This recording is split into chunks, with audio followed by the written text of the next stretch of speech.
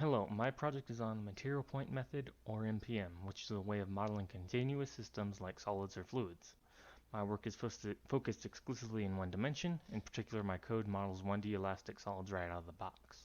This presentation will only give a cursory overview of the algorithms and derivations required to get the material point method working.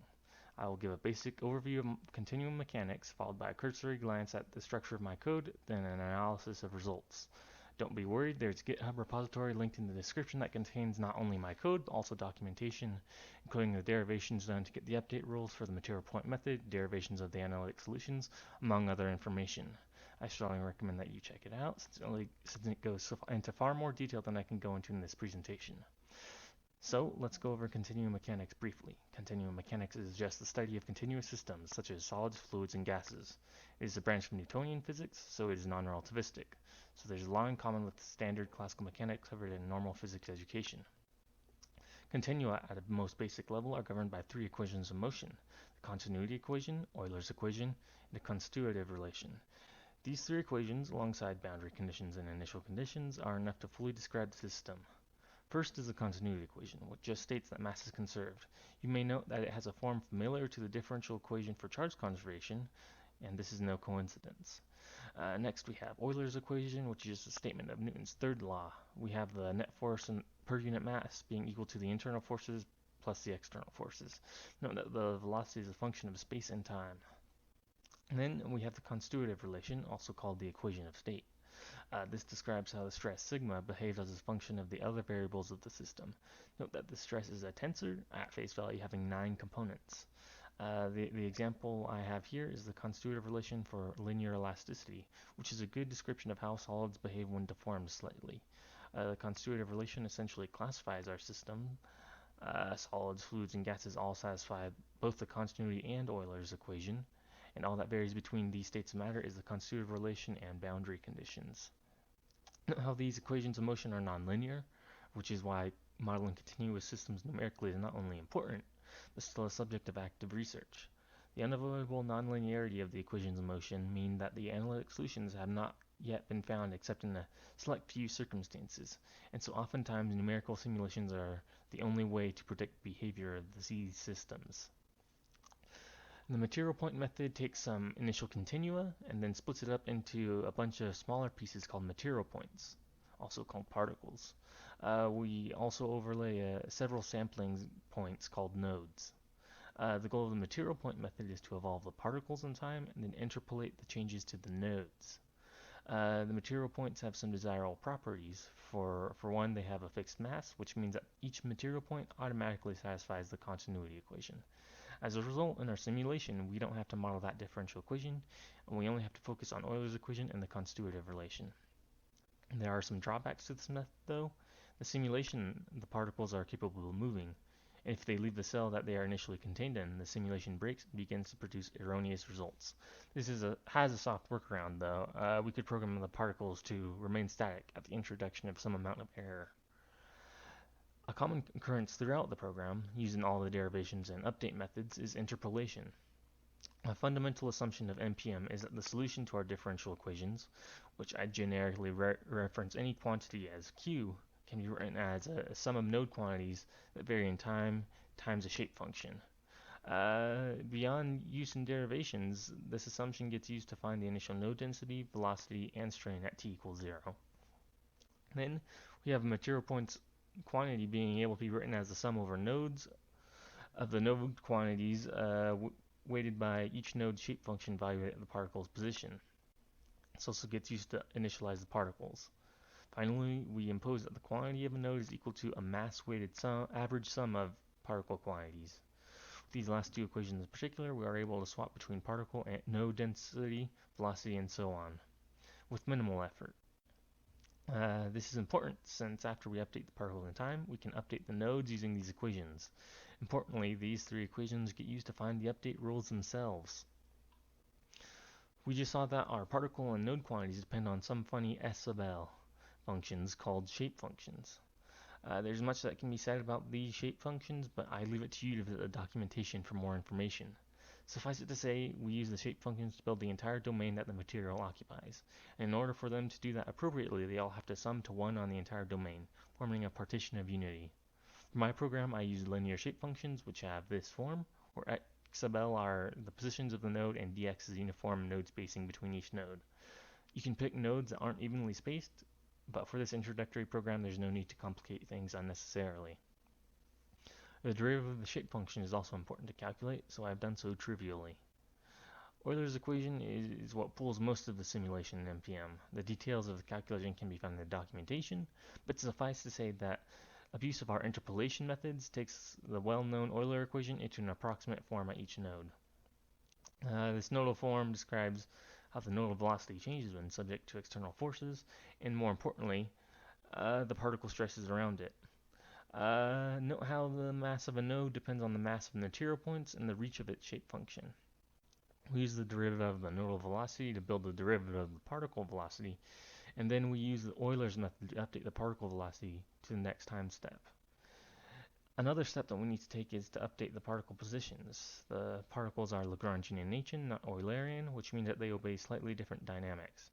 You can see how the Lagrangian velocity of a node is calculated, and these velocities are interpolated to the particle Lagrangian velocity, which is then used to calculate the particle positions in time.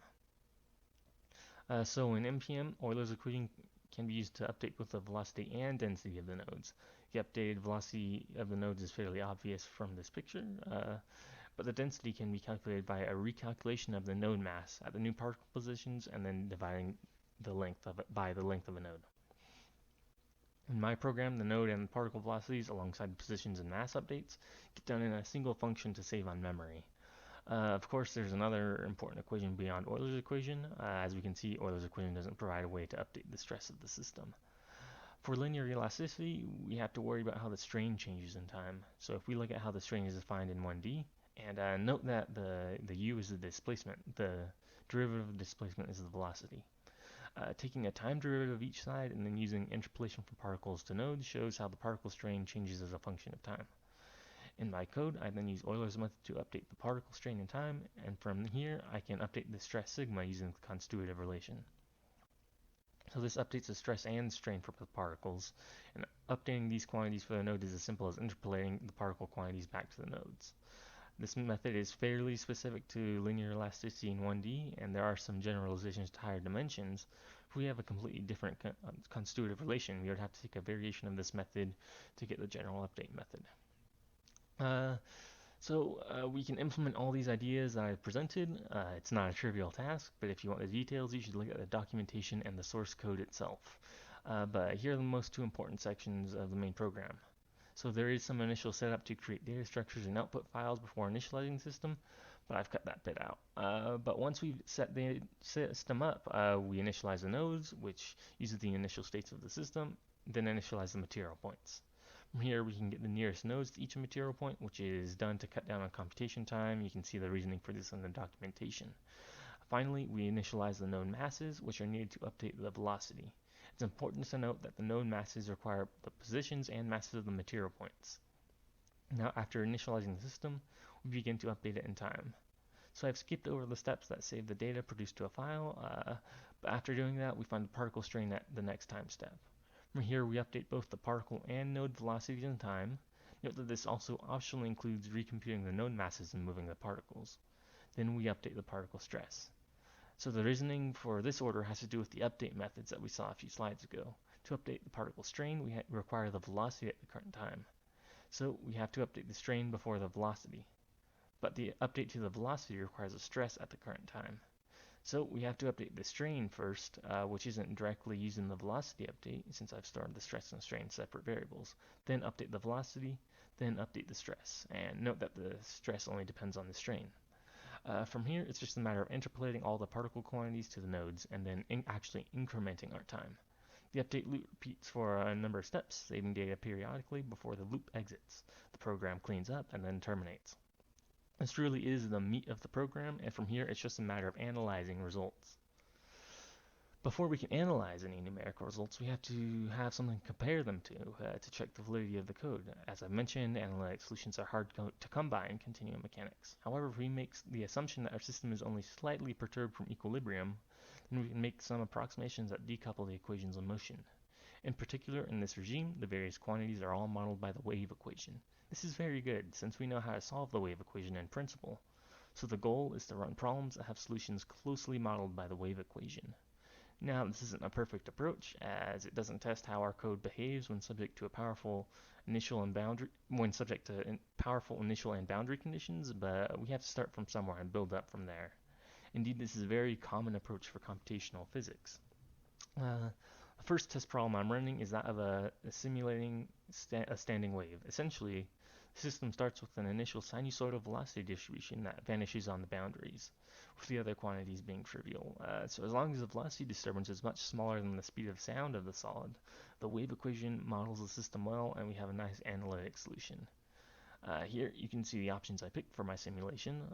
The speed of sound is exactly 1, and I picked my velocity disturbance to be 1% of that. Note the small time steps taken. To simulate the system correctly, we should have the time step being much less than the node spacing divided by the speed of sound. It's possible that the time step can be made a bit larger than I set it to, but I leave that to have you find out for yourself. So without further ado, let's look at the results of this first test problem.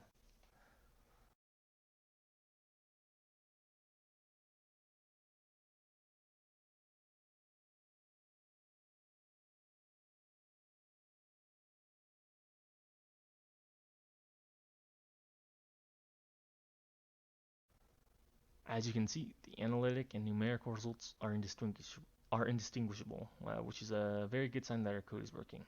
We can also run the code with particles that don't move. This prevents the density from evolving in time, but also stabilizes the results by taking cell crossing out of the picture. As you can see, in this case, keeping our particles static doesn't change the results much for this simulation.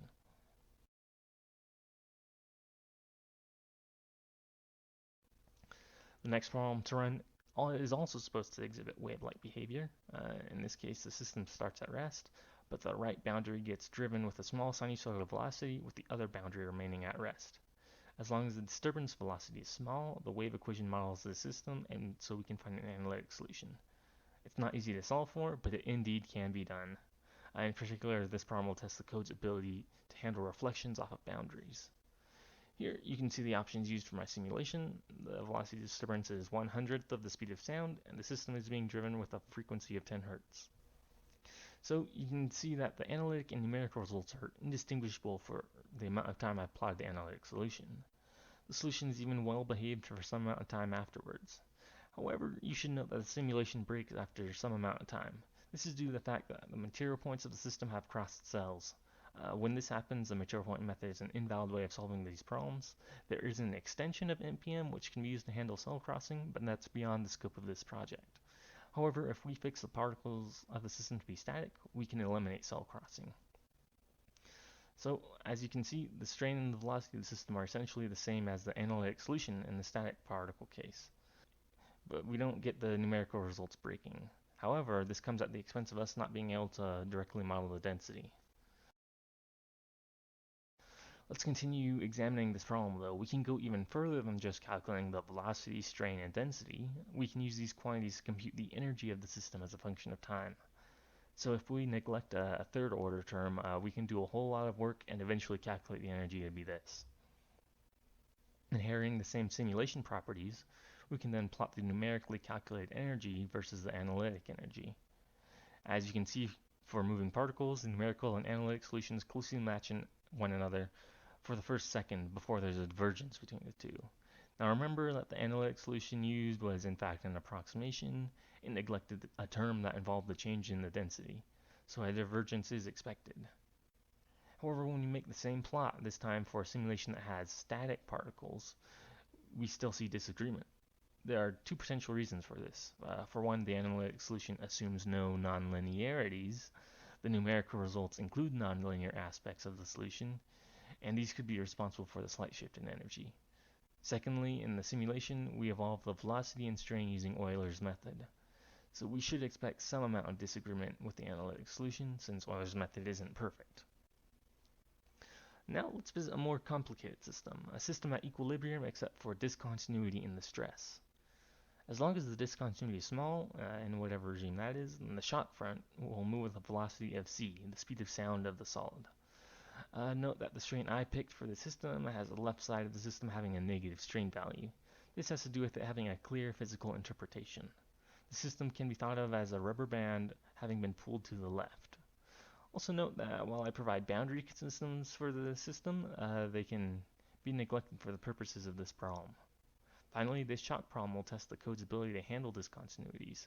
These discontinuous systems are incredibly difficult to handle analytically, and thus there are only a few problems that have true analytic solutions for the stress, strain, and so on.